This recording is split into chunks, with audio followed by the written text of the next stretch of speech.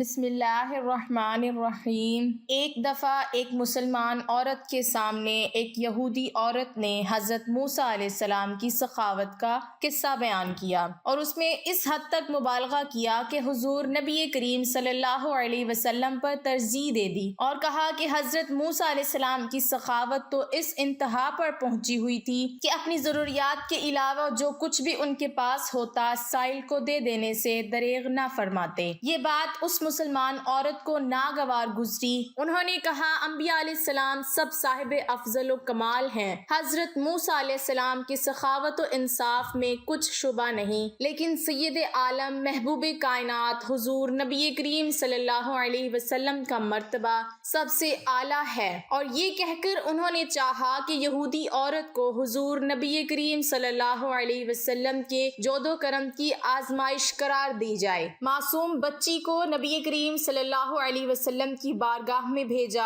کہ جاؤ اور آپ صلی اللہ علیہ وسلم سے ان کی قمیض مانگ لائے۔ وہ بچی حضور نبی کریم صلی اللہ علیہ وسلم کی بارگاہ میں حاضر ہوئی اور سلام عرض کیا۔ آپ صلی اللہ علیہ وسلم سے بچی نے عرض کی، یا رسول اللہ مجھے آپ کی قمیض چاہیے۔ اس وقت حضور نبی کریم صلی اللہ علیہ وسلم کے پاس ایک ہی قمیض تھی جو اس وقت زیب تن تھی۔ حضور صلی اللہ علیہ وسلم نے وہی قمیض اتار کر اس بچی کو عطا فرما دی۔ بچی آپ کی قمیض مبارک لے کر جب اس یہودی عورت کے سامنے آئی تو وہ دنگ رہ گئی اور بول اٹھی، واقعی حضور نبی کریم صلی اللہ علیہ وسلم کا مرتبہ سخاوت کہیں بلند ہے۔ بلکہ ایک مرتبہ حضرت بلال رضی اللہ تعالی عنہ سے کسی نے پوچھا کہ آپ نے پہلی دفعہ حضور کو کیسے دیکھا؟ بلال رضی اللہ تعالی عنہ فرماتے ہیں، میں مکے کے لوگوں کو بہت ہی کم جانتا تھا کیونکہ غلام تھا اور عرب میں غلاموں سے انسانیت سوز سلوک امن تھا، ان کی استطاعت سے بڑھ کر ان سے کام لیا جاتا تھا،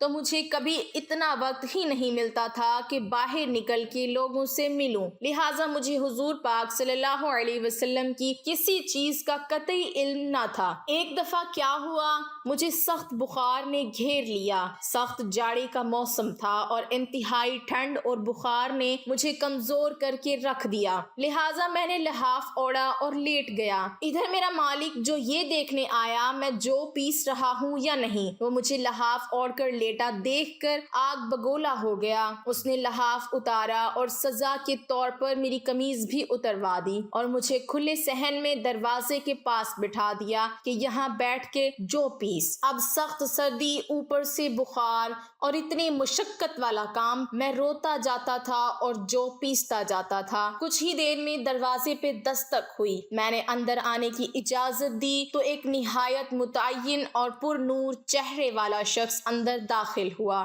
اور پوچھا کہ جوان روتے کیوں ہو؟ میں نے جواب میں کہا، جاؤ اپنا کام کرو، تمہیں اس سے کیا؟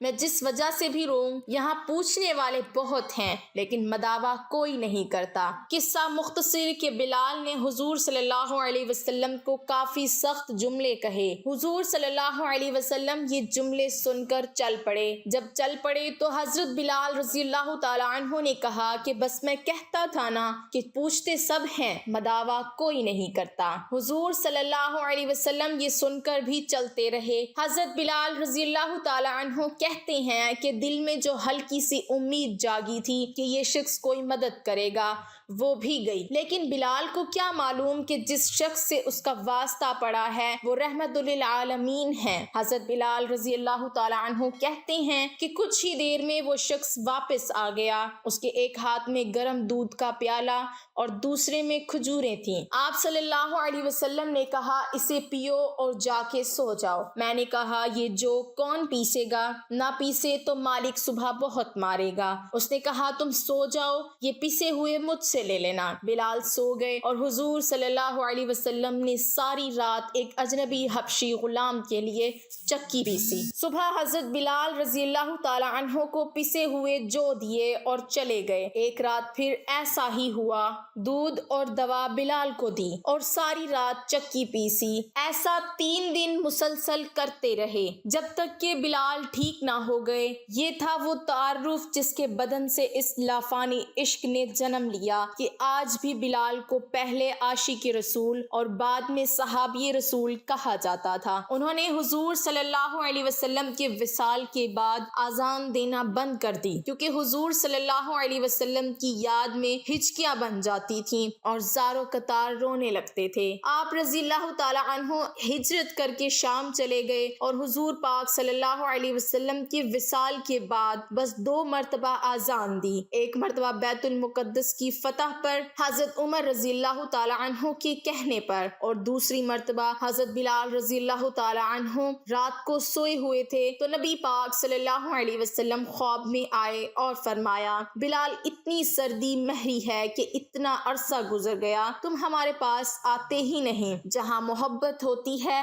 وہاں محبت میں شکوے بھی ہوتے ہیں۔ تو حضرت بلال رضی اللہ تعالی عنہ کی فوراً آنکھ کھل گئی۔ بیوی سے فرمایا، ابھی تیاری کرو، میں ابھی رات کو ہی سفر کرنا چاہتا ہوں، میں صبح کا انتظار نہیں کرنا چاہتا۔ بیوی نے سامان باندھ دیا، چل پڑے اور مدینہ منورہ پہنچ گئے۔ مسجد نبوی میں حاضر ہوئے اور نبی پاک صلی اللہ علیہ وسلم کی خدمت میں انہوں نے سلام پیش کیا تو اتنے میں نماز کا وقت ہو گیا۔ صحابہ کرام حضرت بلال رضی اللہ تعالی عنہ سے اذان دینے کی فرمائش کرنے لگے۔ حضرت بلال رضی اللہ تعالی عنہ نے منع فرما دیا۔ اتنے میں 2 شہزادے آ گئے، حضرت امام حسن اور حضرت حسین رضی اللہ تعالی عنہ۔ اب حسنین کریمین نے بھی فرمائش کر دی تو ان کی فرمائش منع نہیں کر سکے، شہزادوں کی بات کو انکار کی گنجائش نہ تھی۔ تو حضرت بلال رضی اللہ تعالی عنہ نے اذان دینا شروع کر دی، اللہ اکبر کہا تو صحابہ کرام نے وہ اذان کی آواز سنی جو نبی پاک کے زمانے میں سنتے تھے تو نبی پاک صلی اللہ علیہ وسلم کی یاد میں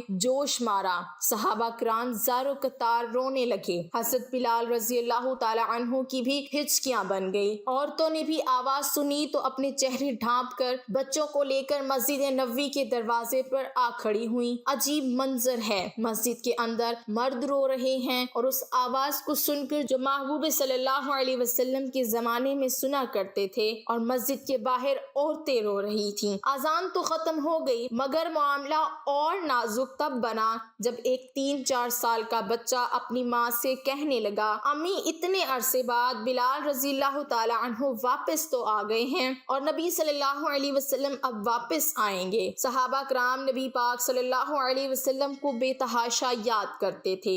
جب ہم رسول اللہ صلی اللہ علیہ وسلم کی حیات مبارکہ کا مطالعہ کرتے ہیں تو آپ کی حیات طیبہ میں سخاوت اور مہمان نوازی کے بے شمار واقعات پاتے ہیں۔ آپ کا یہ معمول تھا کہ آپ صلی اللہ علیہ وسلم کے گھر جب کوئی مہمان آتا تو جو بھی بہتر سے بہتر میسر ہوتا مہمان کی خدمت میں پیش فرماتے۔ بعض اوقات کھانے کے دوران اگر کوئی آ جاتا اسے بے تکلفی سے اپنے ساتھ شامل فرما لیتے۔ صحابہ میں جو بھی انتظامی ڈیوٹیاں تقسیم ہوتی ان میں سے آپ صلی اللہ علیہ وسلم اپنے ذمے بھی کچھ نہ کچھ ذمہ داری لیتے۔ جب کافی تعداد میں مہمان آ جایا کرتے تو آپ صلی اللہ علیہ وسلم صحابہ کرام میں مہمانوں کو تقسیم فرما دیتے اور اپنے ساتھ مہمانوں کو گھر لے آیا کرتے۔ حضرت ابو ہریرہ رضی اللہ تعالی عنہ بیان کرتے ہیں کہ ایک رات ایک کافر رسول اللہ صلی اللہ علیہ وسلم کے ہاں مہمان بنا۔ آپ نے اس کے لیے بکری کا دودھ لانے کا حکم فرمایا جو اس نے پی لیا، پھر دوسری اور تیسری یہاں تک کہ 7 بکریوں کا دودھ پی گیا۔ راوی کہتے ہیں کہ صبح اس نے اسلام قبول کر لیا۔ آپ صلی اللہ علیہ وسلم نے پھر اس کے لیے دودھ لانے کا کہا تو اس نے پی لیا، پھر آپ صلی اللہ علیہ وسلم نے دوسری بکری کا دودھ لانے کا کہا تو وہ پورا دودھ ختم نہ کر سکا۔ آپ صلی اللہ علیہ وسلم نے فرمایا، مومن ایک آنت میں کھاتا ہے جبکہ کافر 7 آنتوں کو بھرتا ہے۔ ناظرین کرام، مہمانوں کے کھانے پینے پر مسرت محسوس کیجئے۔ مہمان زحمت نہیں بلکہ رحمت اور خیر و برکت کا ذریعہ ہوتے ہیں، اور اللہ جسے آپ کی ہاں بھیجتا ہے اس کا رزق بھی اتار دیتا ہے۔ روایت کے مطابق حضور اکرم صلی اللہ علیہ وسلم کے پاس جب مہمان آتے تو آپ بذات خود ان کی خاطرداری فرماتے۔ آپ مہمان کو اپنے دسترخوان پر کھانا کھلاتے۔ مہمان نوازی کو ایک فرض قرار دیتے ہوئے آپ صلی اللہ علیہ وسلم وسلم نے فرمایا جو شخص اللہ اور یوم آخرت پر ایمان رکھتا ہے اس کے لیے ضروری ہے کہ وہ مہمان کی عزت اور تکریم کرے، مہمان کا خصوصی احترام کرے، اور مہمانی 3 دن 3 راتیں ہیں۔ مہمان کے لیے یہ بات جائز نہیں کہ وہ اتنا طویل قیام کرے جس سے میزبان مشقت میں پڑ جائے۔ اللہ تعالی ہمیں سخاوت اور مہمان نوازی کے حوالے سے آپ صلی اللہ علیہ وسلم کے اسوہ حسنہ کو اپنانے اور اس پر عمل کرنے کی توفیق عطا فرمائے، آمین یا رب العالمین۔